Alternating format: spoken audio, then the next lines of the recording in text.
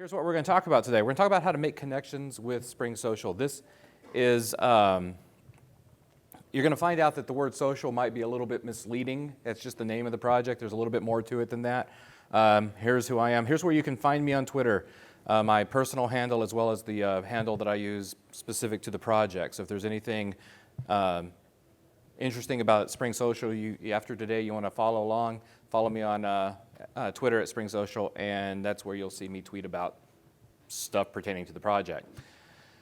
Now, the reason that Spring Social exists is because the web is increasingly starting to offer us up all these different APIs. And if anything, the social networks, Facebook and Twitter and LinkedIn and all these others, they've sort of been on the cutting edge, sort of leading the charge of this web of APIs. They had some of these public APIs long before you started seeing them from other places. And so the Spring Social project was born to help you integrate with those.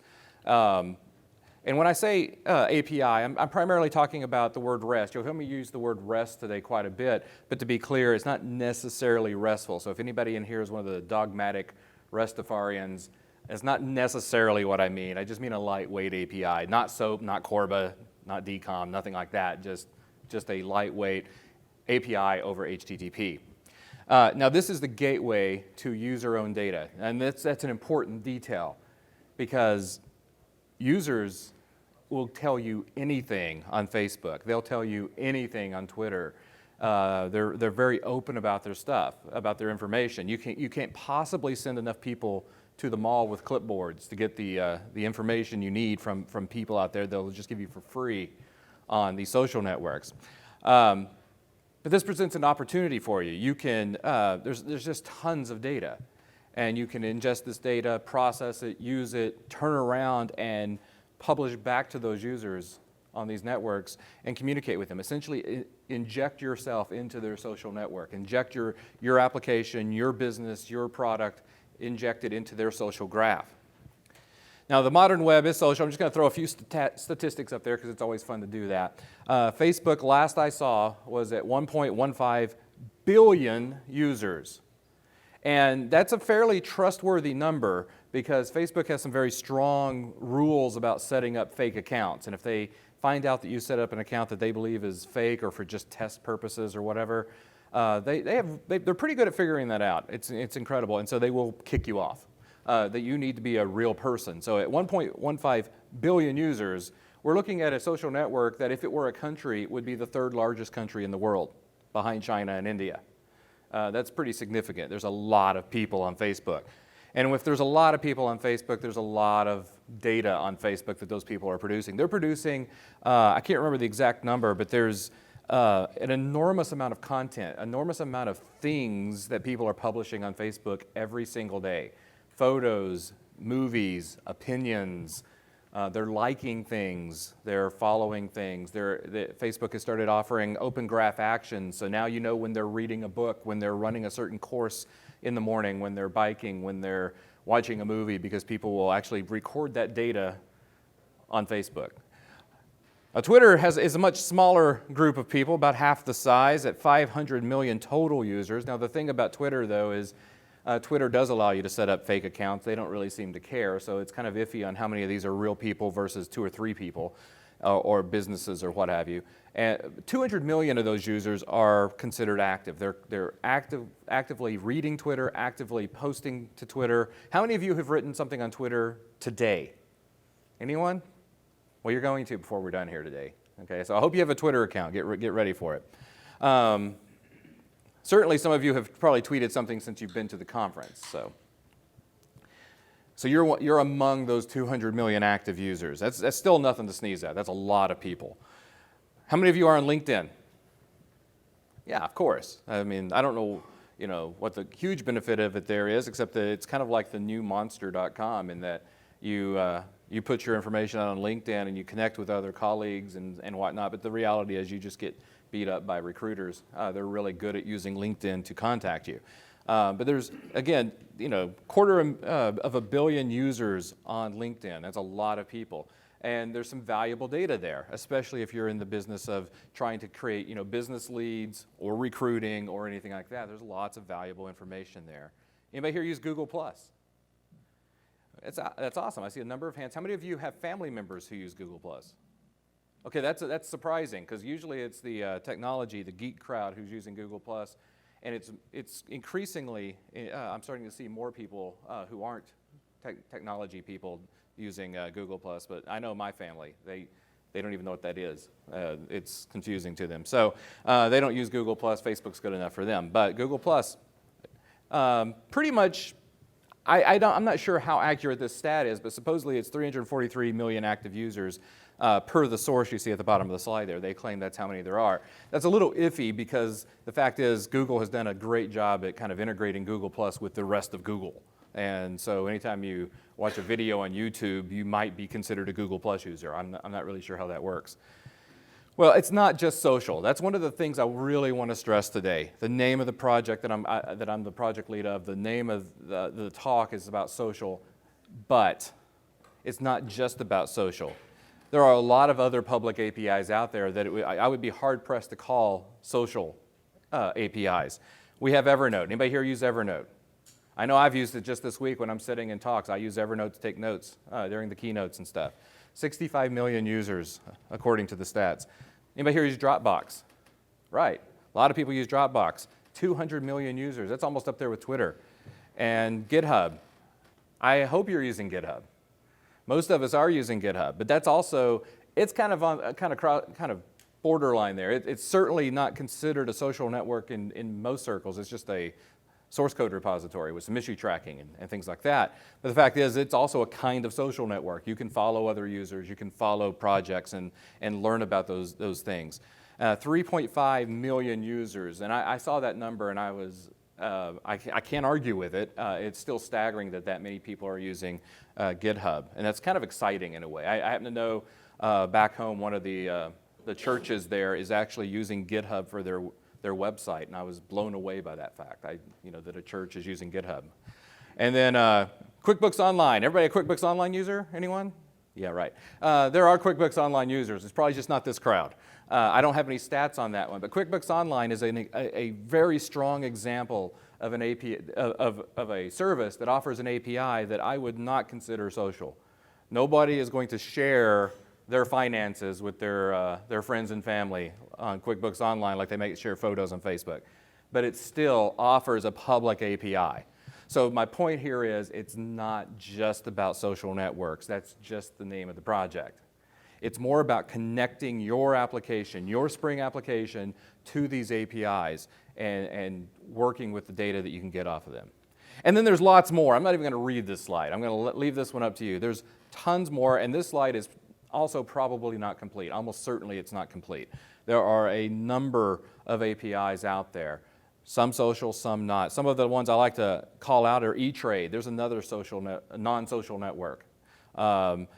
What else? There's OpenID is somewhat considered the same kind of thing, although it's a little bit, it's not necessarily a network or even a service of sorts, but it has an API that's similar to some of these others. I like to pick on Yammer. I like to pick on this vKontakte. I'm not sure how to say that. It's a Russian social network, apparently one of the most popular social networks in Russia, right up there kind of along the lines of Facebook. Khan Academy, if you ever used any of the material at Khan Academy, they have an API. And so if you have an opportunity to connect your application with these APIs, you can absorb information about the users there. You can possibly turn around and enhance their experiences at that network. Now this means it's not just social, but it's serious fun. I mean, we're able to take all this information and do something serious with it. Even if it was just the social networks, there's something to be said there. Because 50% of the technology companies have actually gotten some sort of customer through Twitter.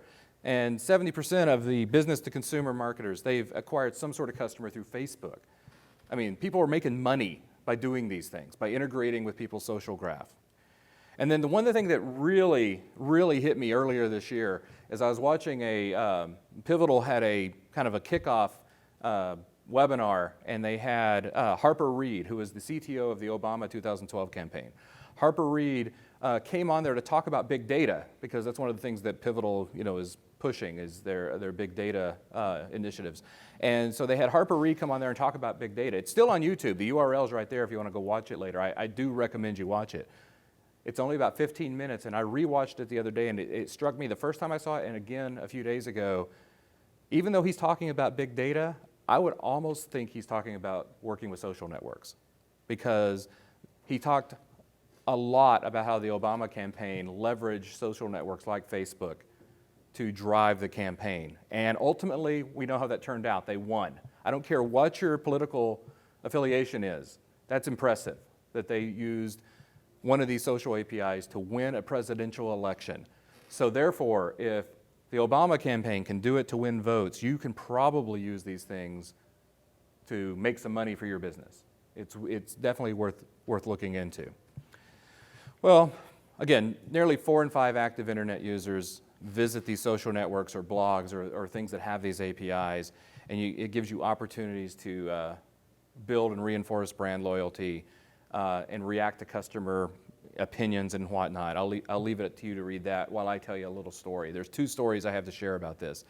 I heard a story, it's certainly second, third hand, fourth hand, something like that, so I don't know the full details of it. I heard a story about how some gentleman was making a flight across country. He had a layover in some airport, and his layover was much shorter than it usually is, and he tweeted that he was disappointed that he was not going to be able to have a steak at the steakhouse he frequented at wherever this layover was, and he was disappointed he just wasn't going to have time to do that. It's my understanding that as soon as he landed and started to settle, they had a representative from that steakhouse standing there with his steak, because it was, again, it's a little thing. Probably it's not going to happen if you did that, but it just built some brand loyalty. And then personally speaking, I'm still looking forward to the day this works out for me. A few years ago, there's a certain mattress bedding retailer who likes to, at the end of the year, put their mattresses on sale, and they advertise their year-end clearance. And when you say that over the radio, year-end sounds like urine. And I don't care what kind of deal you're getting on mattresses, I don't want a urine mattress. And I tweeted about that, thinking I was being funny and all. And I got a response from them saying, noted, we'll fix that. Well, they didn't fix it the next year, so I tweeted it again.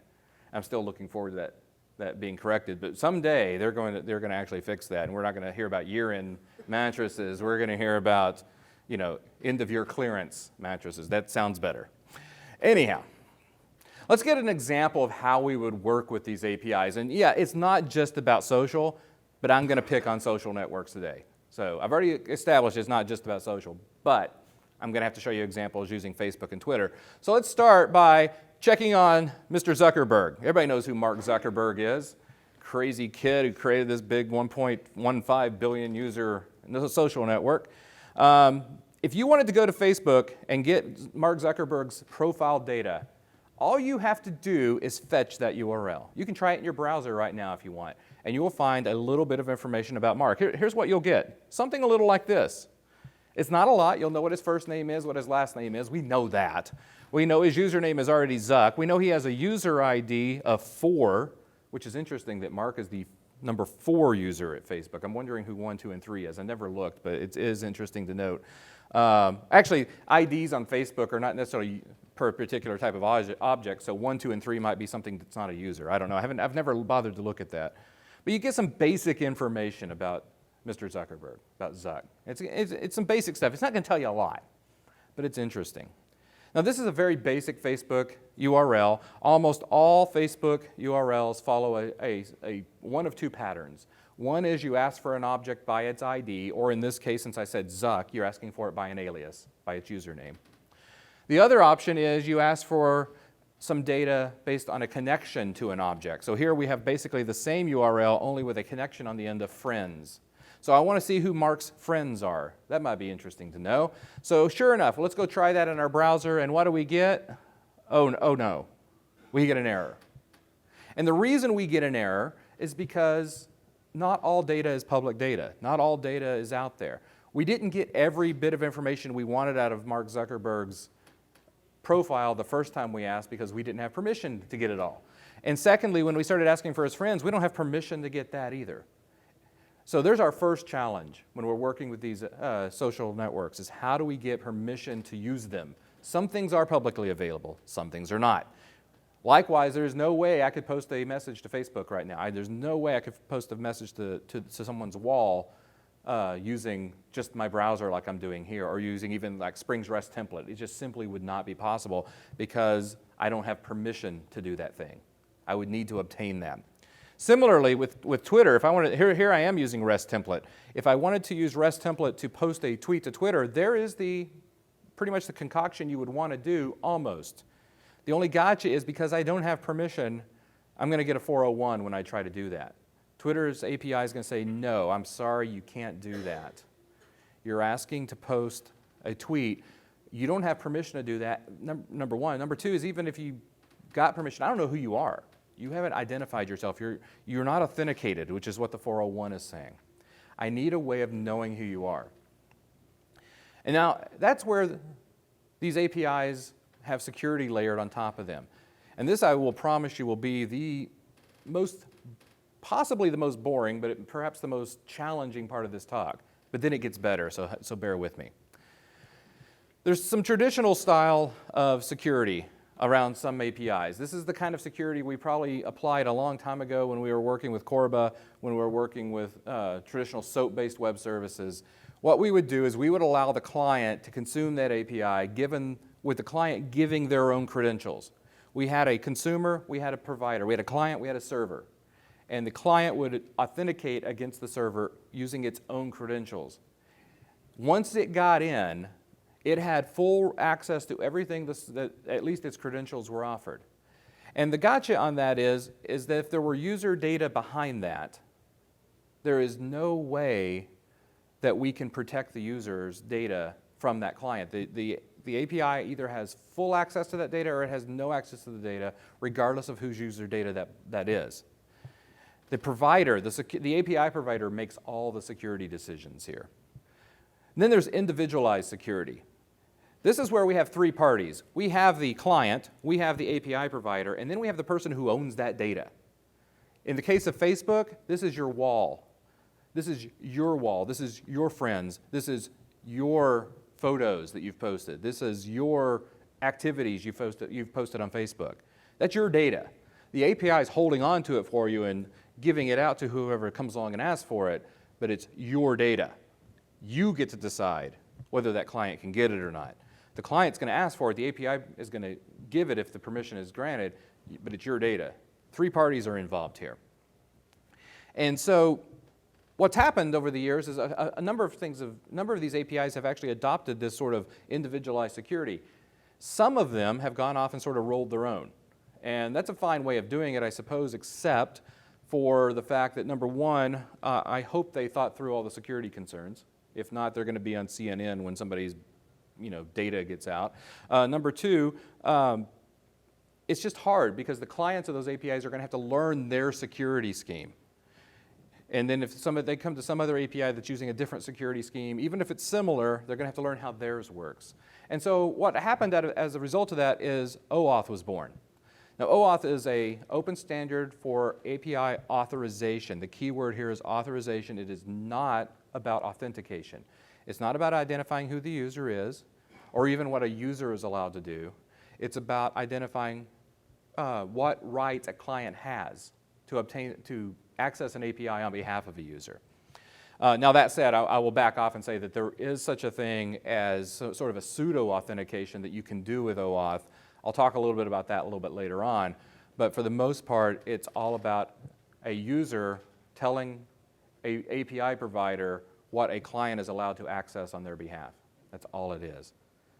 So there are three versions of OAuth, and that is pretty significant. OAuth 1, clearly the first one, and then OAuth 1.0a fixed some security holes in that.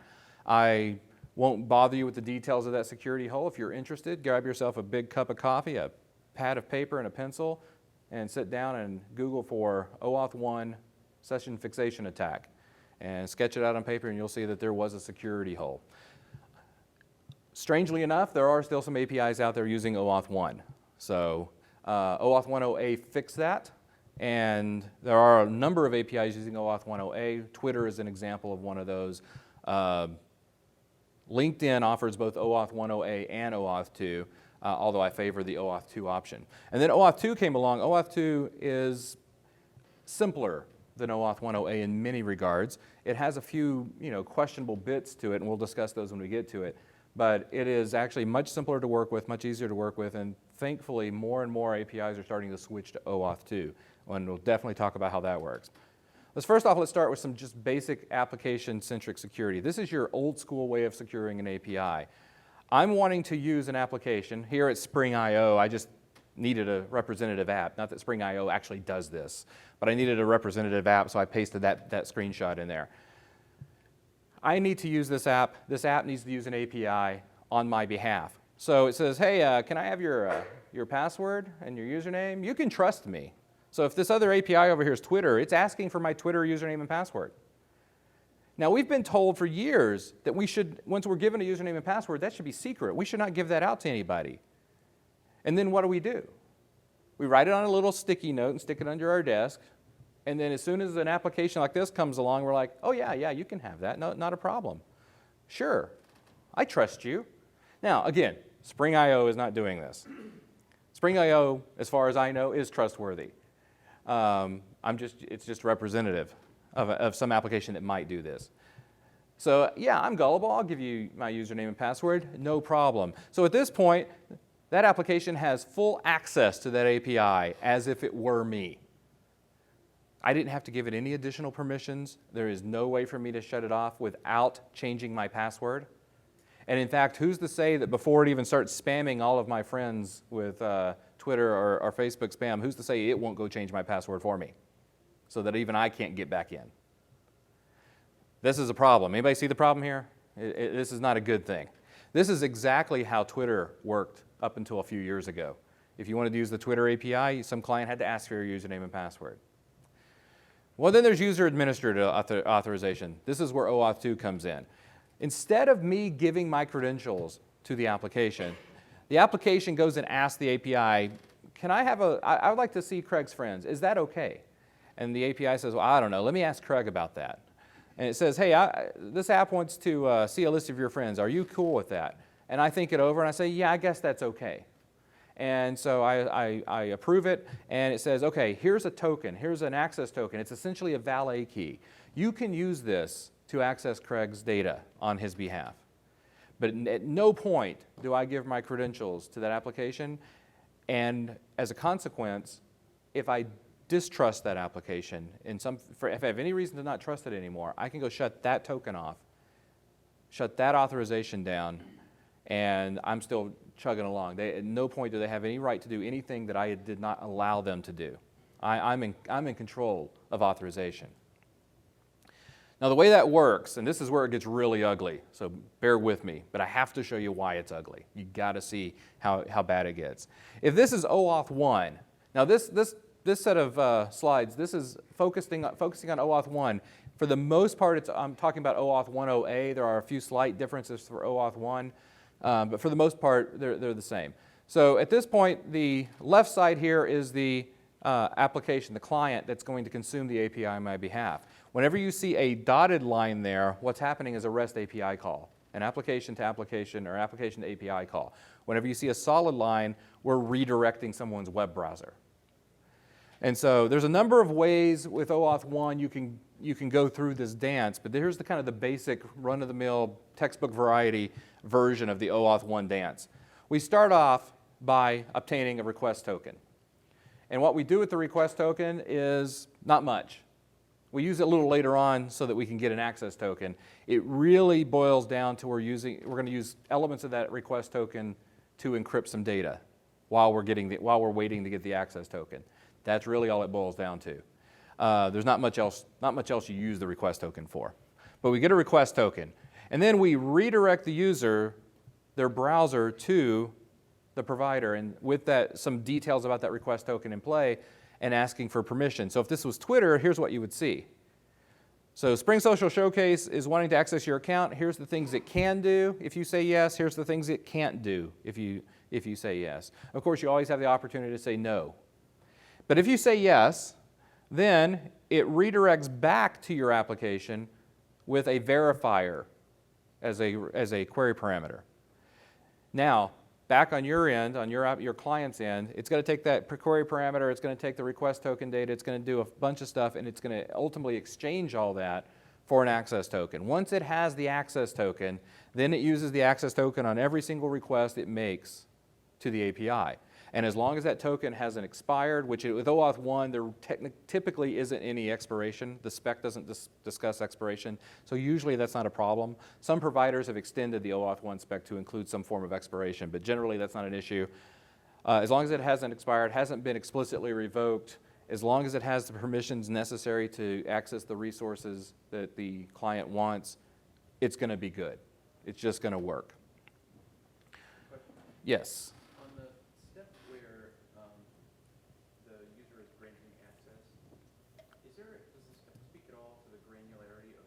Not in OAuth 1.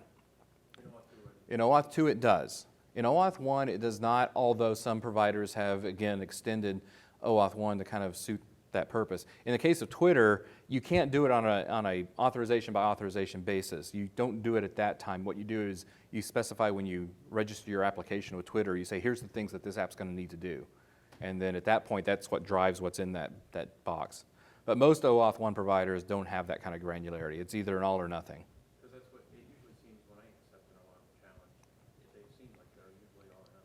Yeah, it's usually all or nothing with OAuth 1.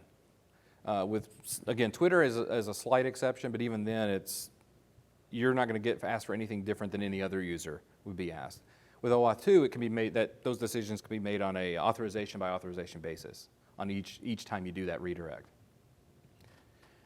Well, here's what it looks like. Once we have that token, we're going to need to put that on every single request. Here's how you arrive at that. Now, this is going to be the scariest slide in this entire talk, I promise you. Bear with me. Hold on to your chairs. What we're going to do here is we're going to create a thing called a base string. And what that base string means is we're going to take that URI, we're going to take all of the parameters, either the form parameters in the body of the request or the query parameters in the URL itself. We're going to sort them. And then we're going to encode them. And then we're going to, and the encoding, by the way, is kind of like URL encoding, but there's like a handful of exceptions to the URL encoding rules that are different, which is all sorts of fun because it's almost URL encoding, but not quite URL encoding. And then we're going to concatenate them all together using an ampersand as a separator between all of them. We're going to tack on the HTTP method, get or post or whatever. We're going to put the URL itself. Then we're going to put all those sorted and encoded parameters. At that point, we have what's known as the base string. Then we're going to take our access token, which, by the way, the access token has a secret that comes with it, too. We're going to take that access token, we're going to use the access token, we're going to use the secret, we're going to use the client's credentials, because the client also has a client ID and secret. We're going to use all those things to ultimately encrypt that base string into a signature. Now, the signature approach that we use with OAuth 1 is typically HMAC SHA-1. Doesn't have to be. The spec allows for plain text. It allows for RSA SHA-1. The reality of it is plain text is simply not secure enough, obviously, and RSA SHA-1 is a little too secure for most applications. It's a little bit too much security, a little overkill. And so I have never seen anyone use plain text or RSA SHA-1 that wasn't just some sort of science fair experiment. Most of the time, it's HMAC SHA-1 in the real world. So you encrypt it, you come up with the signature, you add the authorization header to the API request, and at this point, you pull your hair out because it looks like this. That's the authorization header you might stick on a request. And you've got to have in there, you got to have the signature, of course. You've got to have the OAuth version, which, by the way, is always 1.0. You've got to have a once and only once a nonce added to it. You've got to tell it how you encrypted it. That's almost always HMAC SHA-1. You've got to have your consumer key so that the API knows who this was that sent the request. It's got to, and also when it does that, on the server side, it uses the client's secret that's shared between the API and the client to do some similar encryption. We have the actual OAuth token itself. The access token itself is in there, apparently just in plain. It doesn't need to be encrypted, whatever. And then we have a timestamp. Now, the timestamp and the nonce together sort of canonicalize the request. The signature makes sure that It does a little canonicalization of the request as well to make sure that this header wasn't reused for a different request. So we're making sure that we're dealing with the right request. And at this point, having done this, having lived through building and writing code that does this, this is what happens next. It's a pain in the butt. But that's what you have to do to work with OAuth 1. Any little thing you get wrong, you forget one of those encoding exceptions that I spoke of. You order the parameters in the wrong order. Any little thing you get wrong, that signature ends up wrong. And if that signature ends up wrong, you're going to get a 401. And if you get a 401, there is no clue why. And so now you're going to spend, and I'm speaking from experience here, 3 days trying to figure out why on earth you're getting a 401 for some requests and not for others. And it turns out it's just because that one parameter was not encoded right or not sorted right. So my advice to you is feel free to write your own implementation of an OAuth 1 library if you'd like. I don't recommend it. Don't do it. Well, then there's OAuth 2. OAuth 2 is so much simpler than OAuth 1. There is no concept of a request token. The only reason the request token really was used was to have some sort of keys that we could use to encrypt our signature while we didn't up until the point we have an access token. So for all those requests we were making at the beginning of the dance, before we had the request token, we still had that same signature in play. But we didn't have an access token, so instead we used the request token to do that signature creation. There is no signature, in fact. There's no canonicalization of the request. The authorization header, as you're going to see in a moment, is significantly simpler. There are multiple grant types. There's 4 different ways with OAuth 2 that you can get an access token. I'm going to show you authorization code today because that's the more common way of doing it, but just know there's 3 others. The other one that I use most often is password grant. It's also, the longer name is resource owner credentials grant.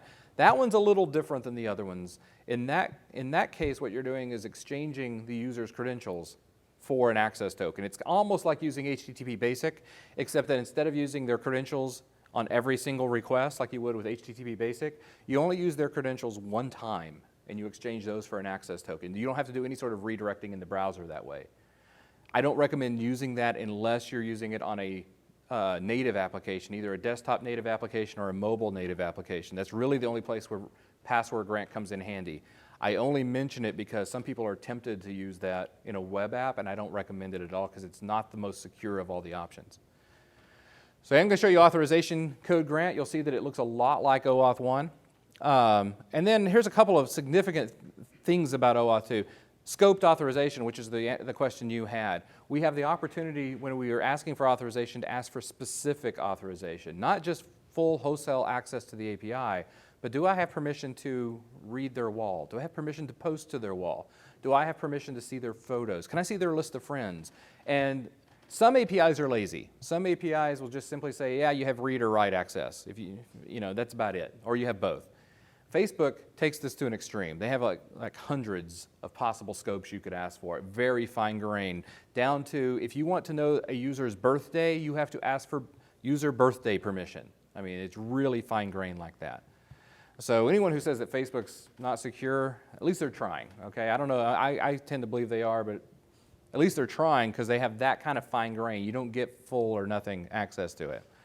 Now tokens, in OAuth 1, a token and an authorization were essentially 2 sides of the same coin. When you got authorization, you got a token. When you had a token, that just represented the authorization. There was no way for a token to go bad unless the authorization was revoked.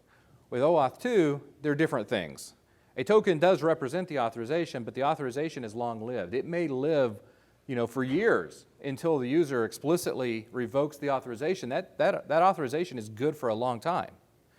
The token may only be good for a couple of hours, a couple of days, a couple of weeks maybe. It depends. A couple of examples of this. Facebook has a weird expiration policy on their tokens.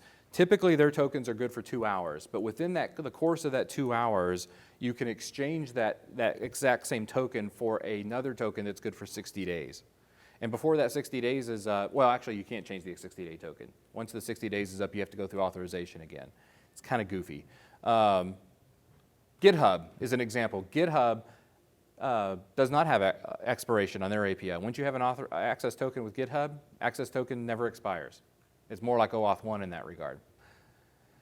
Per the spec, the way it's supposed to be done is when you're given an access token, you're also given a refresh token. And so as soon as that access token expires, you can turn around and exchange that refresh token for a brand new access token and keep on plugging along. That's the way the spec defines it. Facebook and LinkedIn don't do it that way. And the reason they don't do it that way, it's kind of infuriating, but it makes sense. I don't like the way they do it because it's a pain from the client's perspective to do it. As a developer of working with Facebook, it's a pain. From a user's perspective, it's much more secure because there is nothing, once an application has an access token and a refresh token, there is nothing stopping them from accessing your data forever until you have to explicitly take steps to revoke it. But Facebook doesn't offer refresh tokens. Instead, in order to get a brand new token, you have to go through the authorization phase again, which means the user has to actively use your application. The user can't walk away from the application, walk away from the client, and have the client still have forever access. The user would have to actually go in and use the app in order for that to happen. So the thinking is the token's good for a period of time, and unless that user comes back, it's only good for that time. They have to come back in order for it to continue. Well, I say it's not final. I need to fix that part of the slide. I actually didn't realize I had left it on there. It is actually final as of last year, actually. I'm way behind there on that slide. But yes, OAuth 2 is final. It became final toward the end of last year, toward the beginning of this year. I really lost track. I didn't notice when it became final. It's been essentially final for a couple of years now with only a few tweaks here and there. That's the good news. The good news is people are starting to move to OAuth 2 because it is final. Now here's what an OAuth 2 authorization code grant looks like. This is going to be very similar to the OAuth 1 dance, except that we don't start by getting a request token. Instead, we start by simply doing that redirect. We redirect to Facebook, we redirect to LinkedIn or GitHub, and we ask for certain permissions. And so Facebook has gone through several iterations of their authorization dialog.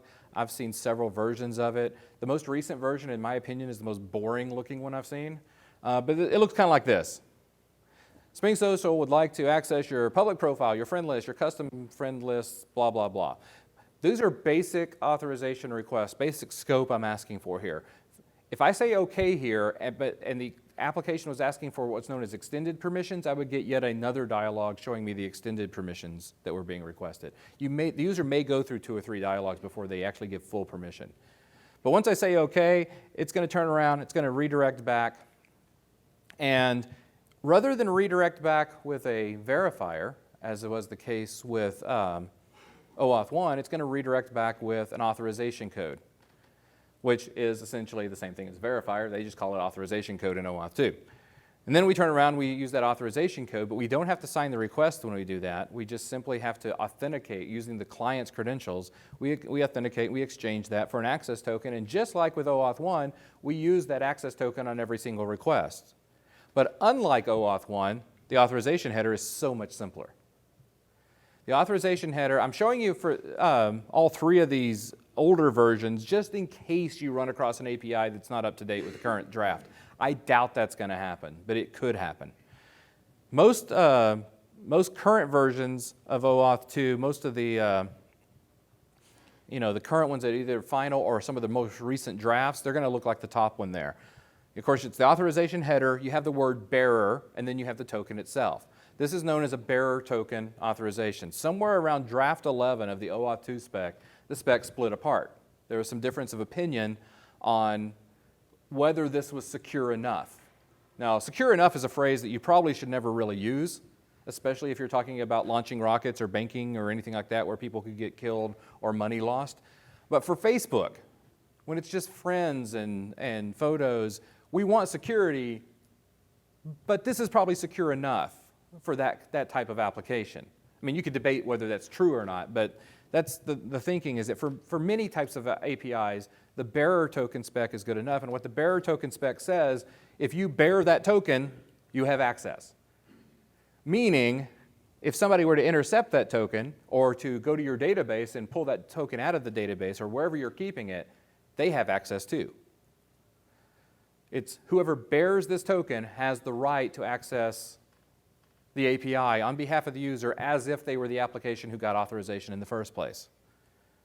So clearly there is some security concern here. Everybody understand that? But for many applications, it's secure enough. Now again, if you're building an API for your company and your company deals with finances, especially if it's my stocks that I'm buying and trading or it's my bank account, I don't want you to use bearer token. It's not secure enough. One option is you could go back and use OAuth 1. Or you can use OAuth 2's MAC token spec. It's not as simple, but it is more secure, and it does slightly resemble the OAuth 1 spec, although it's still simpler than OAuth 1. What you have here is a ID, a MAC, well the MAC is instead, use the word MAC instead of bearer, but then you have an ID. This is essentially your application's user ID, your application's own credentials. It's its user ID. You have a timestamp and you have a nonce, just like you had with OAuth 1. And then finally you have the MAC, which is essentially the signature. And you actually arrive at the signature in a similar way that you did with the, you arrive at the MAC in a similar way that you arrived at a signature with OAuth 1. There's some encryption involved. It's, you know, HMAC SHA-1 type stuff going on here. This is a significantly simpler authorization header than OAuth 1, but it's still more secure than the bearer token spec. Now here's the reality of this. I agree with the sentiment and the reason why the MAC token spec was created. Because again, I don't want you to write a public API that deals with my money that is not using this. But I have yet to see a public API that uses this. I'm not saying they don't exist, I just haven't seen one. If you find one, let me know. I'd love to see it. Most of the public APIs are using bearer token just because it's quote-unquote secure enough and it's much simpler to work with. Therefore, as I get around to talking about Spring Social in a bit, know that we don't support the MAC token spec. And the reason we don't is not because we don't think it's a good idea, it's just because we have yet to see a reason to. Give me a reason and I'll start working on it. I don't even have an API to test it against, so give me something to test it against and we'll start working on. Well, now that I have that token, it's a little hard to see, but now that we have that token, I'm able to ask for Mark Zuckerberg. Now, there's two ways of doing it. I could put it in the authorization header, but I can also put it as a query parameter. That's an option that OAuth 2 offers. The authorization header is preferred, but I can also put it as a query parameter. So I'm putting it as a query parameter. I asked for Mark Zuckerberg's details, and they didn't even all fit in the browser. I had to scroll around to just have a place on there where I could prove to you this was his profile. But this is what the URL kind of looks like now. You don't see the full access token. It got chopped off on the end, but I just said question mark access token equal and passed that. Programmatically, you're probably not going to do that. Programmatically, you're going to put it in the authorization header as a bearer token and be done with it. Well, if you're going to be a client of one of these APIs, here you have some challenges and some responsibilities. The first thing you need to do is obtain that authorization. You need to ask the user, or actually ask the API to ask the user, is it okay if I use this? Once you have that access token, you need to securely store that token somewhere, in your database or somewhere. Don't just leave it laying out in the open. It is a bearer token. And if anybody gets it, they have access just like you do. That's a bad thing. So securely store it somewhere. You got to generate that authorization header. Now with OAuth 2, that's fairly easy. With OAuth 1, it's obviously more complex. And if you were dealing with MAC token, again, that's also more complex. You need to deal with the API. Once you've actually started making requests against the API, you need to marshal unmarshaled data that's coming and going from the API. And that's kind of not a big deal, but it can be a pain, and you can end up writing a lot of code to deal with that. And having done this, there are some APIs that this is easy. The structures they send you back are really simple, and there's some that are just kind of a beating to work with. And so, but you have to deal with that. And then you need to handle any errors that come back. Now this can be a challenge. Now some APIs are really good. They document their errors. They don't have a huge number of possible errors you can get. They keep everything kind of constrained. And then there's Facebook. And Facebook's fun in the kind of cynical sense of the word fun. They historically have given wrong error messages. They've given misleading error messages. They give you error codes that mean nothing. For the longest time, and they've gotten better, But for the longest time, I didn't care what went wrong. I don't care if it was a client type of error. I don't care if it was something on Facebook that went wrong. It doesn't matter. The error type was always OAuth exception, even if it had nothing to do with OAuth. If you were requesting some object off Facebook that simply did not exist, OAuth exception. Yeah, that makes perfect sense, right? They've gotten better. They've improved their error structures. They've started actually categorizing their errors better under HTTP status codes than they used to. It's getting better. There's still some quirks there, but it's up to you to deal with that if you're not using something like Spring Social, which we'll get to in a minute. And then, if the token expires, somehow you have to renew that token. If you have a refresh token, you need to exchange it for an access token. If it's the case of Facebook or LinkedIn where they don't issue refresh tokens, then you're going to have to walk the user back through authorization again to get a new access token. You have to detect the fact that the token was no good, walk them through authorization and get a brand new token. Now the cool thing about that is, though, is authorization's still good, the token went bad. So if you did try to walk them through authorization again, once you get to Facebook, Facebook's going to say, oh, they're already good, and immediately redirect you back and not trouble the user with anything. So there is a redirect and then an immediate redirect back. The user doesn't even know that that necessarily happened. So it's not that bad from the user's perspective, but you've got to deal with it from your application, from your client's perspective. So a lot of responsibility you have, a lot of challenges you have, and I assure you this is not fun. It is fun in a way, but not you know, if you're having to do this to get your application working, it can be a little bit daunting. And so this is where Spring Social comes in. This is my project. This is what we're going to talk about the rest of the talk here today. Spring Social is just another library, an extension of the Spring framework that allows you to connect with these software as a service providers. Notice I like to use software as a service or just API provider. So you understand, again, is not necessarily about social networks, not necessarily about social APIs. Now there's a couple of key features it offers. We'll talk a little bit about those as we go along. I'm going ahead and giving you a few links now, but toward the end I'll give you some more links on where you might find this online. Certainly Spring Social is itself a social project, so we have a Twitter account, I already mentioned earlier, and there's even a Facebook account, but really all it does is just mirror what's on Twitter, so you know, like it or don't like it, it's up to you. Here's some of the key components. Now, up until recently, this slide would have been very boring. In fact, it's grown a little bit just this morning. I remembered a few things I forgot to add on there. It would have been very simple. There's only a handful of things that Spring Social offered up until recently, but as I've been working on it over the last year, I've added a few new things. And I started categorizing them a little differently. We have the connection framework. Now here's the main thing about Spring Social. This is the main, most exciting thing that Spring Social offers. Certainly, Spring Social offers these API bindings, but the connection framework is the most innovative piece, in my opinion. It's the piece that deals with OAuth for you.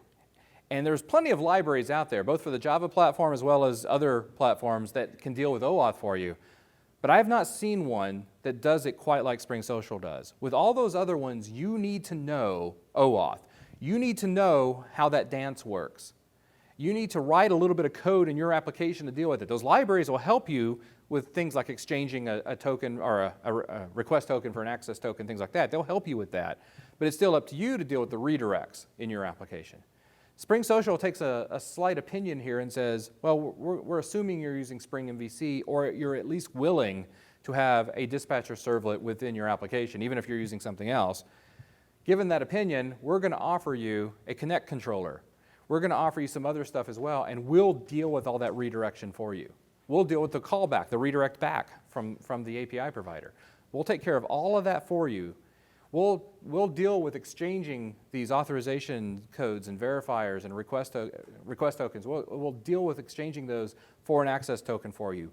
We will deal with sticking this in a database securely for you. The only thing we ask you to do is, configure Spring Social, which has gotten better over the last year. Configure that, and just tell us, if you're using Facebook, you got to go get the Facebook credentials, the user ID and the password for your application. For Twitter, the same thing. Tell us what those are. We'll take care of everything else. You don't even really need to know how OAuth works. It helps. It certainly helps you understand what's going on, but you don't need to understand OAuth. So Connect Controller, the connection factories, and the connection factory locator, and the connection repository, that's a key piece of the connection framework. Reconnect filter is a relatively new entry into this. Reconnect filter deals with the Facebook and LinkedIn approach to refreshing your tokens. This is just simply a servlet filter. It sits out there outside of your application just kind of waiting. And what happens is if any exception is thrown from the API bindings that might indicate that the token is no longer any good, Reconnect filter will catch that exception for you and catch that and automatically walk the user back through that authorization to obtain a new access token. So you don't have to even code that yourself. Up until recently, that's the recommendation I would give to people on dealing with Facebook and LinkedIn, but you no longer have to do that. Just use Reconnect filter and it'll deal with that for you. Then there's the level of security. If you want to use Spring Social for pseudo authentication, and what I mean by pseudo authentication is we're going to take and allow the user to do authorization, but at the end of the game, we're not going to create a connection. What we're going to do is we're going to go turn around after they've got that access token, we're going to turn around and fetch the user's profile data, and we're going to use some significant unique piece of that profile data to compare with some data we already previously obtained during a previous connection. And if those two things match up, we're going to log the user in automatically for you. It's a sort of, if you ever go to Facebook, if you go to any website where they have a login with Facebook or a login with Twitter button, that's what they're doing.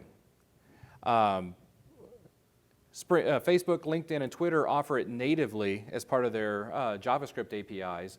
They offer it through a few other mechanisms as well. Spring Social offers it for anyone, even if the API provider doesn't offer it out of the box. They offer it for anyone who has OAuth or OAuth 1 or 2. Furthermore, just as a by-the-by, there's actually an effort underway called OpenID Connect. If you ever read about OpenID Connect is essentially OAuth 2 pseudo authentication. That's essentially all it is. Now, Spring Social's security support doesn't support OpenID Connect purely, but it's almost there. It's on my to-do list to kind of get it to where it would actually support an OpenID Connect provider. It's just not quite there yet. Now, under the security umbrella, there's two different ways of doing that. There's provider sign-in controller. This one's been around since the beginning. It's essentially a controller. It looks a lot like Connect controller. It does the same sort of redirects as Connect controller. At the end of the day, it's not the same result. Instead of creating a brand new connection, it does that comparison with an existing connection and tries to log the user in. The problem with, or the good thing about provider sign-in controller is provider sign-in controller doesn't really care what security mechanism you're using. We would like it if you're using Spring Security. I mean, we love Spring Security, right? Rob Winch would love it if you were using Spring Security. But if you're not using Spring Security, if you're using some other security mechanism, provider sign-in controller is okay with that. All you need to do is give us an adapter to tell us, an implementation of an adapter interface to tell us who the current user is. Give us some unique ID that represents whoever this current user is in the course of this request, and it'll take care of the rest for you. Now, social authentication filter ramps that up a little bit. It takes more of an opinion. Where provider sign-in controller doesn't care if you're using Spring Security or not. Provider sign-in controller also lacks some tight integration with Spring Security if you are using Spring Security. There's some benefits of using Spring Security that you're just going to lose out on. I'm not going to enumerate those for you, but there are some benefits you lose out on if you're just using provider sign-in controller. Social authentication filter, on the other hand, is a proper Spring Security authentication filter. So if you're familiar how Spring Security works, it's largely a number of filters at the servlet level, large number of filters out there. There's several different implementations of authentication filter, including username, password approaches, basic authentication, remember me. Support is offered by a type of authentication filter. Well, social authentication filter is a proper, honest-to-goodness Spring Security authentication filter that just knows how to do the pseudo authentication with Facebook and Twitter and whoever else. Because it's a proper Spring Security filter, it plugs nicely into the Spring Security filter chain, and it acts just like any other authentication filter. You get all the same benefits of Spring Security that you would using any other filter. Of course, then there's the API bindings. At some point, you're going to have to make requests to the API. And rather than you dealing with the marshaling and unmarshaling and you dealing with the creation of that authorization header, we gotcha. We'll deal with that for you. And we have, out of the box, we have support for Facebook, Twitter, LinkedIn, and GitHub. TripIt is sort of in flight. Hoping someday to get that one a little bit more tightly wound up. And then finally, we have several community extensions that offer other APIs out there. We'll talk more about the the community extensions here in a bit. Then finally, there's some provider-specific features, mostly around Facebook, but I'm leaving open the possibility that some other provider might have some specific features that you want to take advantage of, and that's where we have a disconnect controller. So if somebody was to deauthorize or to revoke authorization of your application on Facebook, Facebook will turn around and make a call to your application to tell you that. And so at that point, you can take advantage of disconnect filter to kind of clean up the connection so it can go away. We have the Canvas sign-in controller if you're creating a Canvas app. I'm going to try to show you one of those here in a bit. And then finally, real-time update controller is relatively new entry. Seriously writing code on it within the last week. It deals with Facebook's real-time updates where they make a call to you every so often telling you that so-and-so posted about this or that, and you get notified about it. Do you have a question? Yeah, so the architecture of this is that the server app, the web app, Spring web app, is the one communicating with the Exactly. API, right? It's not a client-side. No, it's not a client-side technology at all. The client I'm speaking of here is a Spring MVC app or something like that. It doesn't have to be Spring MVC. There are ways of using it with struts or whatever else, but in my mind, I'm thinking Spring MVC web application using this. That's kind of on my, as we'll talk a little bit later, I have some thoughts around extending this to the client side, but that's not what we're talking about today. Now, the Spring Social project family is actually quite large, and I'm really proud of this, actually. Most of it is not even my code. There's the connection framework, which is what I spoke about on the previous slide. There's some web-level features. There's the security stuff. I also spoke about those on the previous slide. The various provider API extensions, again, the same ones I spoke about. But then there's all these other ones, these community extensions, most of which are out there for the sole purpose of offering you API access to 500px or Dig or Flickr or Foursquare, things that we just don't support. And the reason we don't support them largely is because we just don't have the bandwidth. There are so many of those APIs. If you remember several slides back, I had a big long list. I don't have that much time in the day to support all those. And so we purposefully developed Spring Social so that it was extensible, so that the community, that you guys, can come in and start building these API providers. And so anyone who's done this, I thank you for doing this. Anyone who wants to do this, jump on in. Ask me about how you can jump in and do this. It's hands down the funnest part of all this. And then I noticed I put on springsocial.net there. There is actually a springsocial.net project. I mentioned it in case you're a .NET developer. I kind of doubt you are, but you might be. And if you're interested, just know there is a .NET version of this. I need you to also understand that it is a community project. So there is a little bit of misunderstanding when they go to the forum. Some people like to ask springsocial.net questions, and I don't even know how to answer them. And so I know the guy who does know how to answer them, so I usually email him and say, hey, could you chime in on this? But I don't know that. Just know if you do get interested in it or you see someone who's interested in it, it's not one of the official projects. It is a community project. And then finally, there's Spring for Android, a completely different project. Roy Clarkson is the project lead for this. It primarily offers some Spring-related facilities for native Android development. One of the main things it offers is a REST template. So if you're familiar with using REST template in Spring, it gives you one of those that's tuned to work within the Android sandbox. And Spring Social support. So you can use Spring Social from an Android device. So in this case, I am talking about a client, but it's a specific client, a native Android app. And it has some repository support for dealing with different types of storage on a native Android device. So Roy Clarkson's around here somewhere. If you see him, you can ask him about that one. So here's the things you're going to need to do to connect with Spring Social, no matter what API you're dealing with. You're going to have to get those credentials. You're going to configure, once you get those credentials, you're going to have to configure them within your Spring Social configuration. You're going to have to set up a Connect controller, and you're going to have to set up a user ID source. The user ID source is a thing that tells us who your current user is. Who is the current user? In the case of Spring Security, that's just usually a matter of getting a hold of the security context and digging out a user ID. If you're not using Spring Security, it may be a little bit more work. Now, starting with getting those credentials. Now, I'm going to show you a few examples, but in most cases, this is how you do it. You go to the API, you go to the service, you go to their website, and you fill out a form. You register your application with them, you answer some questions, and at some point, what you're going to get is something down here that's going to have an app ID and app secret. And if you guys are writing really fast and want to write that app ID and secret down so you can try them yourself, go for it. It's not going to work. I've already reset them. As soon as I created it and made this screenshot, I reset it. But feel free to try it if you'd like. In fact, I think that I deleted that app after I was done. Nevertheless, once you have that app ID and secret, that is your application, your client's credentials for Facebook. They are not good for much on their own. You're going to still need user authorization to use the API, but at least now you've identified your app with Facebook, and Facebook will let you work with them to some degree.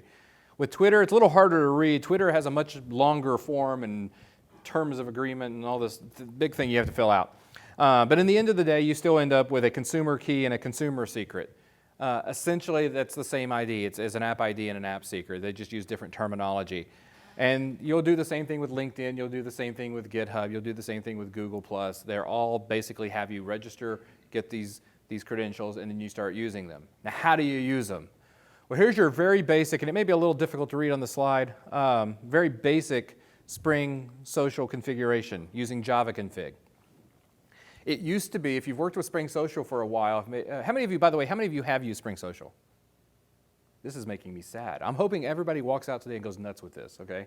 But if you're going to use Spring Social, you may remember in the old days this was much more complicated. It's much better now. So in Java config, I have an enabled JDBC connection repository.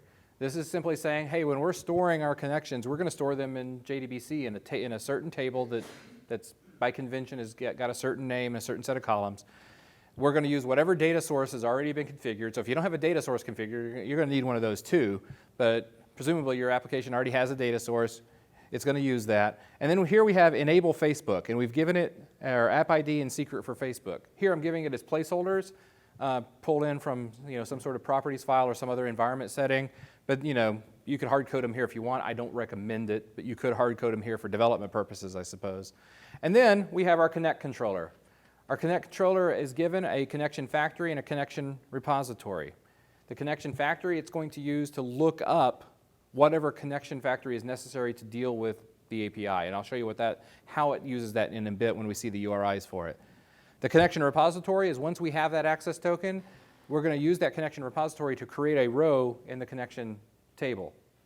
And that way we'll be able to use that connection long term for other API calls. And then finally we have our user ID source. Here I'm using authentication name user ID source, which is one that knows how to pull the authentication name out of a Spring Security context and use that. If you don't want to use that one, just implement the user ID source interface and you'll be on your way. Similarly, you can do this in XML if you'd like. I am starting to fall out of love with XML configuration, but I thought I'd throw it up here in case any of you still like using angle brackets for your config. You'll notice there's a lot of similarities between this slide and the previous slide. I'm not going to walk through it all, but this is pretty much how everything kind of plays out in XML. It's almost a mirror image of each other. Can you double annotate the Java version, like if you have two different apps potentially config against? You cannot, not using this configuration, you can't have two configurations for Facebook, let's say. Facebook also would frown on it if you did that. They don't like them. Say if your goal is to just provide authentication options, and so basically the configuration is going to be about the same for either one if you have a Facebook one. Yes, there is so yeah, in the actual code I pulled this from, I actually chopped out a few things. I have enable Facebook, enable Twitter, enable LinkedIn, and all that. You're not going to be able to have enable Facebook with these credentials and enable Facebook with another set of credentials. It is possible to make that work with Spring Social. It's not desirable. First off, it's confusing not only for the developer, it's confusing for the user. And in many cases, the terms of use for APIs prohibit that having one application using multiple IDs. They don't like that. Well, once you have all that set up, then all you need to do is start injecting the API and using it. When you run this, it's going to take care of all that authorization for you. And I'll show you how that works in a bit as well. But once you have it, you inject. In this case, I'm injecting Twitter. I inject Twitter, and to post a tweet, I just say twitter.timelineoperations.update status, and I give it a message. And I've just posted a tweet, assuming I have authorization to do that. Piece of cake. So this is just the Spring MVC controller that's injected with Twitter to do that. And the Twitter API binding is far more interesting than just that one line of timeline operations update status. Don't have time to go into all of those. We could probably spend the next hour and a half just going through every one of those possibilities there. Just know there's probably something for every endpoint in the Twitter API. Likewise for Facebook, although I don't cover quite everything. There's a few things I purposely skipped over, but most of it's there. And there you go. Well, how does Connect Controller work? Again, Connect Controller's job is to do that redirect. Well, in the case of an OAuth 1 provider, get a request token, do the redirect to the provider, handle the redirect back, exchange that authorization code or the verifier for an access token, and then store the access token in the connection repository. Well, here's the APIs that Connect Controller responds to. Get Connect will just give you a generic status page telling you here's all the connections, here's all the providers we know of, and here's the connection status for each one of those. Now the truth is, Connect Controller doesn't give you a page. What it does is it sets up a model. If you're familiar with how Spring MVC works, it sets up some model objects with that status data in it, and then hands it off to a view of a well-known name, and it's up to you to provide the actual view. So we don't know what your application looks like. We're not going to define a view for you, but you're welcome to provide your own JSP or Timely for whatever template you like to use that pulls that model data out and displays it to the user however you see fit. Likewise, get/connect/provider does the same sort of thing, but it focuses on a given provider. So get/connect/Facebook or get/connect/Twitter will do that. When you post to connect/provider, what we're doing at this point is we're triggering the connection process. And so that's going to trigger, in the case of an OAuth 1 provider, it's going to go get that request token. In both cases, it'll eventually redirect, handle the redirect back, but that's how it starts, is with that post. Then we can say we have a get/connect provider with OAuth token. That's going to handle the callback from the API for OAuth 1. We're going to get/connect/provider with a code. That's going to handle the callback for OAuth 2. It's essentially they do the same thing, but one is for OAuth 1 and one is for OAuth 2. You can also delete all the connections for a given provider, or you can delete a specific connection, because it is possible to have more than one connection for a user on a given provider. So you give me the provider, their ID on that provider, and I'll delete that connection but leave the other ones intact. Sign-in provider, the provider sign-in controller, works very simple, very similar to Connect Controller. And you also have the option of social authentication filter if you would rather work tightly with Spring Security. So my recommendation is if you're not using Spring Security, you have no choice but to use provider sign-in controller. If you are using Spring Security, you have a choice, but I would recommend you use social authentication filter. The provider sign-in controller, you configure it much like the Connect controller. It works almost exactly the same. It's just the outcome is different. Here it has a slightly different set of endpoints. First off, we don't need to show any status, so those are gone. But otherwise, it's pretty much the same flow as the Connect controller. Social authentication filter, again, is an honest-to-goodness Spring Security authentication filter. Therefore, it plugs into the Spring Security filter chain. And I'm showing you some of Spring Security's new Java configuration. Anybody here using that? Yada, it's awesome. Using the old XML config, it was nice. The new stuff that Rob has come up with is extremely awesome. And so what we have here is, there's some ellipses there to say that there's probably some more stuff here. But at the end, I have an and I say apply, new Spring Social Configurer, which is a fun word to say, configurer, try it. That's going to give you pretty much everything you need to make Spring Social's social authentication filter work. The only thing you have to do right now, although I believe this is going to change before Spring Social 1.1 is final and before Spring Security 3.2 is final, me and Rob have been trying to work this one out, is right now I have to set a shared application context. I have to give it a shared object so that it can dig back into the application context to get some of the beans it needs.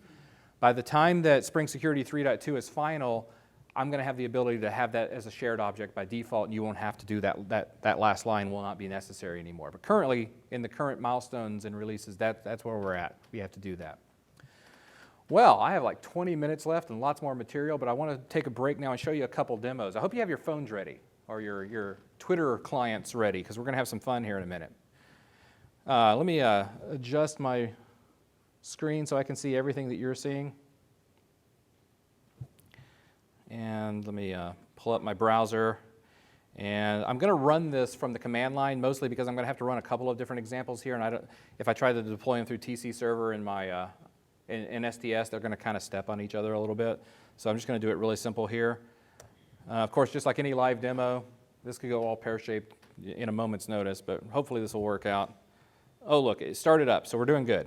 Fantastic. Let's go to, I've started up the Spring Social Showcase. This is out in GitHub under the Spring Social Samples project. So if you want to dig around and see this exact same code, this is that I'm running right now, it's out there as Spring Social Showcase.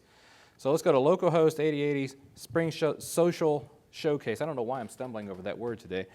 And there we have just the basic application. I need to do some tweaks on it. I need to update it a little bit. I'm kind of tempted to add some time leaf in there instead of JSP, but that's what you'll see today. And if you were to go try it. So I'm going to go log in as my user. It's kind of hard to see, but just know that I'm typing those test login credentials as I do it. All right, let me zoom in a little so you can kind of see something. All right, I'm signed in. I'm Craig. That's fantastic. If I come over here and look at my connections, look at the URL. I'm hitting /connect. I'm doing a git for /connect. So I'm hitting the connect controller, and it's, that's populated the model with some connection status, and I have a JSP that's rendering that connection status. And it shows here I'm not connected to any of these things currently. Not terribly surprising since I just started the app. All right, let's connect with Twitter. Well, the first thing you notice is that up here in the URL, I'm going to connect, doing a GET request to connect/Twitter. So what it's showing me is the connection status for Twitter.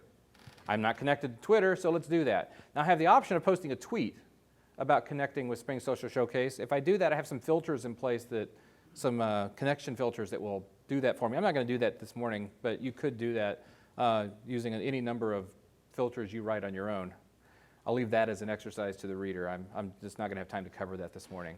But I'm going to connect with Twitter, and at this point what's happening is I'm doing a post. Well, I had done a post to /connect/Twitter, and that did a couple of things in that short period of time. It went out to Twitter and got a request token, and then it has now redirected me to Twitter, and that request token is actually part of the URL.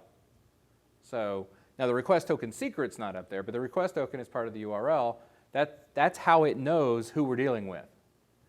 Well, I've got the request token. Spring Social Showcase wants to access stuff. I say sure. If I say no, it'll ultimately redirect back. It's kind of up to the provider. Some providers will redirect back. Some providers will say, hey, if you don't want to deal with them, that's cool. I won't even take you back there. It's kind of up to them to decide how to deal with that.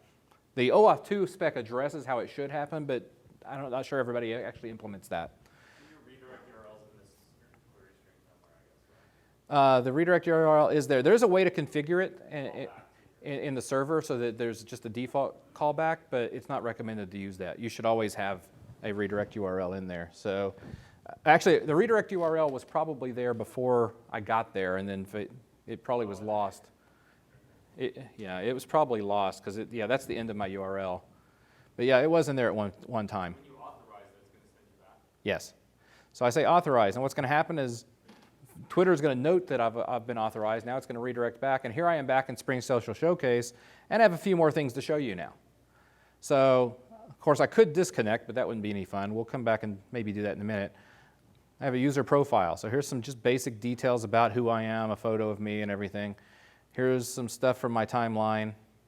I could always post a tweet here. So, for example, posting a tweet from my Spring Social talk at S2GX. Fantastic. So I posted the tweet. If I go back to my time, I'm not sure why I redirected there, but go back here. You can see now it's on there. And if you're following the S2GX tag on Twitter, you'll probably have seen that by now. And I can do some other stuff. I mean, there's all sorts of things I could do. I can see who all my friends are and whatever. Lots of, and this is hardly, it's the showcase, but it's hardly exercising every API endpoint. So just know that there's all sorts of other stuff you can do here.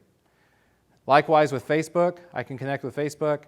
It doesn't have to get a request token, but it does redirect. It's wanting to have access to certain things, so I say OK. And here's where it's asking for some extended permissions. That's why I said earlier it might ask you for a second dialog. I've actually seen a third dialog in some cases. And then ultimately it redirects back. And I can go and I can view my Facebook profile. When this actually, they put this on the web, this talk on the web, I'm going to direct all my friends to go see their face on this part of the talk. So here you go. Here's my brother and some other people I know who I'm just friends with on Facebook. And I can go see my photo albums, which, I have some test code in there, so that's not going to work for me. That fails on purpose because I threw some hack code in there just to make it fail on purpose. Ignore that. Just basic Facebook nonsense. So there's my Bronco. If anybody wants to see what my Bronco looks like, ask me afterwards, but there it is on Facebook, things like that. So, and I can show you the same thing with LinkedIn, but it's just starting to get repetitive now. It's the same sort of stuff just for LinkedIn. Let's do something a little different. Let's log out. So I'm going to actually disconnect from Twitter. And then I'm going to come up here and I'm going to log out of the app. First off, I'm going to sign in with Facebook.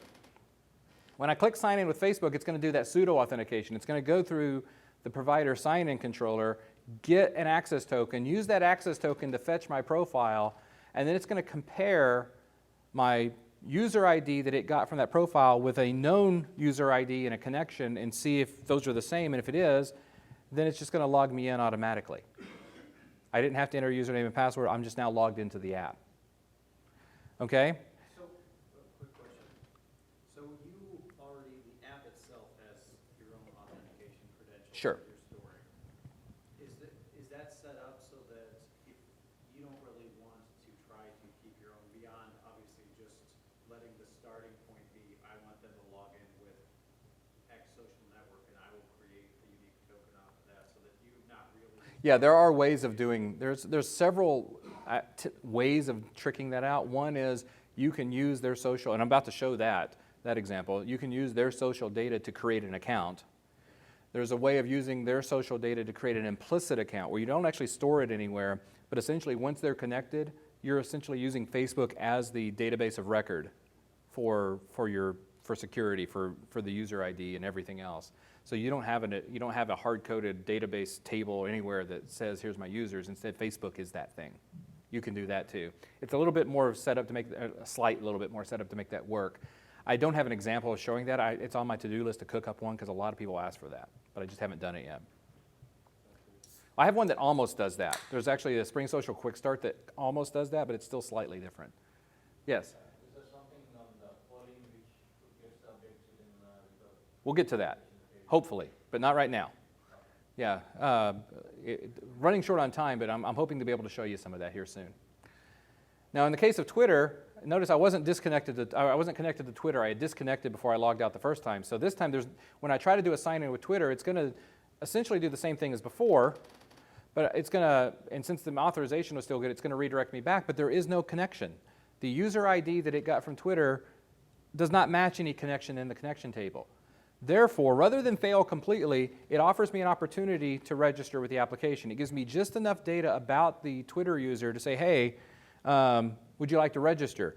So here I am going to register. I can't use the same username as before. It pulled that username out of my Twitter username, so that's what it defaulted to, but I can't use that because that one's already the name of the test user. But I can certainly use Habuma2, and I can put in the ever-strong password of password, and that will get me in. And now I'm essentially it's a second user. That's why I don't have a Facebook connection here, is because I'm not the same user as before. I'm Habuma2 now. If I were to sign in as Facebook, now I'm the original Habuma. That's why I see a Facebook connection and not a Twitter one. And then I actually have an example cooked up to show you Spring Social's social authentication filter, but it looks just like what I just showed you, so there's no reason to show you both of them because from a demo purpose, they just look identical. The configuration is the only thing that's different, and we saw how to do that on the slides. Let's see. There is one other thing I'd like to show you. Well, actually, two other things I'd like to show you. Let me back out a little bit so I can see everything. I'm going to kill this app. I'm going to start another app. Again, cross your fingers that this works. I've actually seen one situation where this fails on me, but if it does happen, I know how to fix it. It actually has more to do with the fact that I'm running it localhost than the fact that Spring Social is jacked up. I can go to apps.facebook.com/SpringSocialCanvas. A Canvas application on Facebook is an application that runs within Facebook's Chrome. It looks like it's part of Facebook. So I'm going to go to this app. Now, notice I'm at Facebook. I mean, it looks like Facebook. I have some Facebook skin, and Spring Social Canvas would like to access your public profile and friend list. Yes, I'll let you do that. And now I have a connection. So Canvas sign-in controller is a lot like provider sign-in controller, except that it's geared to not bother the user with the redirect. That actual dialog that popped up was not part of a redirect. It was part of how Canvas works. And how Facebook's Canvas works is it will just give you the token, assuming you're already authorized. And so I'm now running my application within Facebook. Now it's running on localhost. So in case any of you are confused how that works, it's anytime you have a Canvas app, it's running within an iframe. So what you see here, that's in an iframe running on localhost, but Facebook just pulled that iframe up and showed it to me. So no real magic there. In a real world app, you'd have this out on a real server somewhere, maybe on Cloud Foundry running, and Facebook would just pull that up in an iframe. And so now you can fool your friends and make them think you're really awesome because you have apps running on Facebook, right? It's really not that hard. It's configure Canvas sign-in controller and use Spring Social the way you would use it for anything else. It's also great if you want to create one of those survey apps where you ask people what kind of Twilight character are you or things like that. It's really good for those. Those are really popular among the kids these days. And now I have one other example I want to show you. And this one's going to be a little bit more contrived. I was hoping to cook up something a little bit flashier than what I'm going to show you here, but I think this will still work. So I hope you have your phones ready or your Twitter client of choice ready. And here in a moment, after I kick this off, I want you to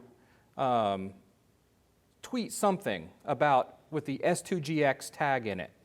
Because what I'm doing here is I'm kicking off Twitter's streaming operations to get a stream of data from Twitter where I'm filtering on anything that has the S2GX tag in it.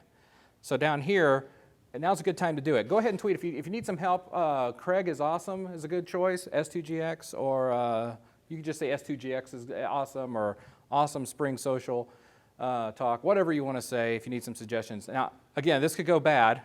Oh, look, somebody just tweeted something, not from here, but this could go bad, but I did test it yesterday, and I actually tweeted about Rob Winch's security talk from my phone, and almost as soon as I hit send, it popped up here. I was quite impressive. So I don't see any of you doing it. There you go, there's one. So you can see these are starting to show up, and they're just going to be piped in continually. Now, the way that Twitter does it is with they basically open up a connection, and you just have a constant stream of data coming in on that same connection. Facebook offers a similar approach. Their approach isn't the same, though. Their approach is Facebook's real-time API, and what they essentially do is you go with Facebook and you register the things you're interested in on Facebook, and they'll turn around and make callbacks to you every so often. They'll post data to you. So therefore, I have a Facebook real-time API controller, a real-time controller, and it's going to handle those requests for you. The gotcha with Facebook's approach is they don't give you actual data.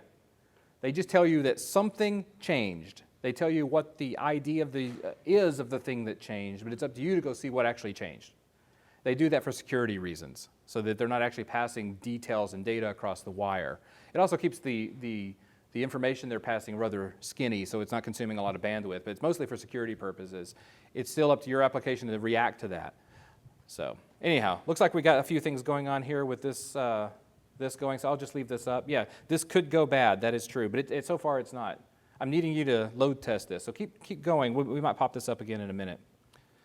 Got about 5 minutes left, so that should be enough to wrap this up. So what's next? Well, what's new and next for Spring Social is right now, and this slide might be slightly different because I was actually more ambitious than I should have been when I created the slides that went out to the conference, but I updated this morning to reflect reality. Currently, the most current version out there is 1.1.0 milestone 4 for most of the projects. Spring Social LinkedIn has sort of been playing catch up. That means it'll work. These version numbers don't have to be synced up. So Spring Social LinkedIn is based on Spring Social 1.1, but its version number is 1.0 release candidate 3. Spring Social GitHub is just in the last week or two hit 1.0 milestone 4. And the Spring Social Tripit is still kind of a work in progress. Hang tight. We'll have something there someday. So that's where we're at now. My goal was to actually have a GA release this week, but then reality hit me. And then my goal was to have an RC1 this week, and then, again, more reality. I think that John Lennon said something about plans and things like that, so you know what that is. What's new in 1.1? Well, social authentication filter. I already told you what that is. Automatic reconnect, that's the reconnect filter. I wasn't able to demonstrate that one without concocting something, but just know that the reconnect filter is an option there. The simpler Java and XML configuration is huge, and I didn't show you the old way of doing it on purpose because I didn't want to scare you. I thought I already scared you enough with the OAuth 1 stuff. I didn't want to frighten you. So just know that With OAuth, with Spring Social 1.1, the configuration is significantly simpler than it used to be. In fact, it's so much simpler that I'm hoping someday to kind of boilerplate that stuff into something that works with Spring Boot so that there's really almost no configuration. That's one of my goals here probably for the end of the year. There's support for OAuth 2's Resource Owner Credentials Grant, also known as Password Grant, where you can actually exchange a username and password for an access token as opposed to going through all that redirect. The main reason that support exists is not so that you can use it in your web application. It's there for Spring for Android, so you can use it on an Android device. It makes sense there. But I don't recommend you use it unless you're using it on an Android app. API binding updates, lots of updates happen. Facebook has a lot of new stuff all the time on their API. Twitter's 1.1 API was released this year, and so Spring Social reflects that now. There's streaming. You saw the streaming API. That's what you were tweeting for. I have support for that now. The real-time API. We have support for Facebook's Open Graph API. I have some very low-level support for when you want to create your own actions and objects and post information to Facebook about those. Facebook has recently sort of started collecting some common actions, like, you know, I read a book, or I ran this course, or I hiked, or I biked to this course, or whatever. I'm working right now on getting those done. I actually have the ability to create them completed. That works fine. It's reading them is a little bit trickier than you would think. So I'm working on that right now. The Facebook query language, there's a way of hitting Facebook without going through their Graph API, but you give it a query that kind of looks like SQL, and it gives you some data back. There is support for that. And of course, you saw the Canvas example when I pulled that up in the Canvas, the Canvas sign-in controller. What's next? Well, there's no certainty. I cannot possibly promise you what I'm going to do next. What I can say is there's a lot of things on my mind. Certainly, I do want to get a 1.1 GA in the very near future. If I don't get it by the end of the year, somebody needs to beat me. I'm really going to try to get that done. I was hoping to get it done this week. There's just little things that need to be done to finish that up. Spring Social and client-side JavaScript. I've been thinking about that. I mentioned it earlier. I've been thinking about ways to kind of extend this out into the rich JavaScript clients and how to have them share connections so that the client doesn't necessarily have to go back to our server to go back just to go on to another API. How can I kind of mirror some of the same support on the client side? If you go look at Cujo, the Cujo project already has some of the foundation for that kind of work. I'm hoping to build on top of that. Spring Social and mobile applications, kind of shoring that up. We already have Spring for Android, but what can I do to make this even more of a tight and strong experience? I'm looking for opportunities to work with Spring Integration and XD for ingestion of data from Twitter streaming, Facebook real-time updates, anybody else who has any sort of real-time or streaming support. I already mentioned that I want to get some Spring Boot stuff in there, so there's like minimal configuration. I want to offer you more options with regard to connection repositories where you might save your data, not just a relational database, but maybe a document database, maybe a graph database, whatever. I want to offer some of that stuff. Of course, the API bindings are always changing, so I'm going to continue to work on that and improve those. I hope to, after I get 1.1 done, to do a few more blogs and articles, examples, things to demonstrate some various ways you might use Spring Social beyond the more common case. I have some examples here to show you, some slides that show how you configure the various things, but we just don't have time to go into those. I was hoping I would, but we don't. So this is what's next. What will you do with this? And I'm not going to ask you to tell me right now, but Spring Social is a social project. By that, I want you to join in and participate and communicate with us. You can join in on the forum, answer questions, ask questions. I love it when other people answer questions, because if I'm not answering questions, that means I'm working on the project. If I'm answering questions, I don't mind doing it, but it just takes me away from the project. So come in and ask all the questions you want on the forum. Be happy to answer them. If you know the answers, feel free to answer them and save me a little trouble. That would be awesome too. Issue tracking. Fill in the blank there with social FB, social TW, whatever. That's where you can send issues, bugs, new feature requests, things like that. Contribute. You can certainly fork the project, submit pull requests to me. A couple of examples of where that's happened. Well, the social authentication filter was actually a community contribution. I took it, I adapted a little bit, made a few tweaks to it, but it started out as a community contribution. So you have an opportunity to contribute to the project that way. By all means, do it. And then Spring IO has some URLs you might want to hit there. Knock yourself out. If you create a new extension to Spring Social, let me know, either on the forum or by email or some way. Let me know, and I will advertise the heck out of it. Everybody on the planet will know about it before the night's over if you let me know that. Thank you very much. I hope you had a great time. Hope you have a great rest of the conference. Check out Spring Social. Hope to see some more good community contributions from you guys. Thank you very much.